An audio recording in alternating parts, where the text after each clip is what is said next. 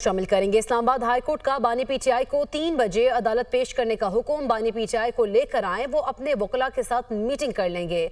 Justice सरदार एजाज इसहाक खान ने remark से security के इंतजाम करें और बानी पीटीआई को अदालत लाएं। अगर नहीं ला सके तो कल आप अदालत को बताएंगे कि क्यों पेश नहीं कर सके। अगर आप नहीं लाएंगे तो वजह भी बताएंगे।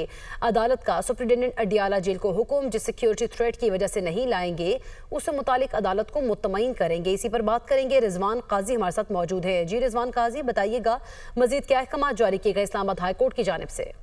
जी, आज इस्लामाबाद हाई कोर्ट ने बानी पीटीआई के वकला से मुलाकात कराने से मुतल्लिक अदालती हुक्म पर अमल दरामद न होने के बायस दायर तौहीन अदालत की दरख्वास्त पर समाअत की है और अदालत ने आज 3 बजे बानी पीटीआई को अदालत पेश करने का हुक्म देते हुए कहा है कि बानी पीटीआई को अदालत में पेश किया जाए और 1 घंटा वकला के साथ यहाँ पर वो अपनी मीटिंग करेंगे, जिसके बाद उनको वापस ले जाएंगे।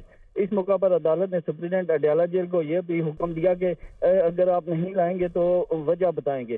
जिस सिक्योरिटी थ्रेट की वजह से नहीं लाएंगे इससे मुतल्लिक अदालत को मुतमईन करें। और जस्टिस सरदार एजाज इसहाक खान ने दौरान समाअत ये भी रिमार्क किया कि बानी पीटीआई को आप अदालत में पेश करेंगे तो ये अदालत आलिया होगी, आप सिक्योरिटी के इंतजाम करें और बानी पीटीआई को अदालत में लाएं।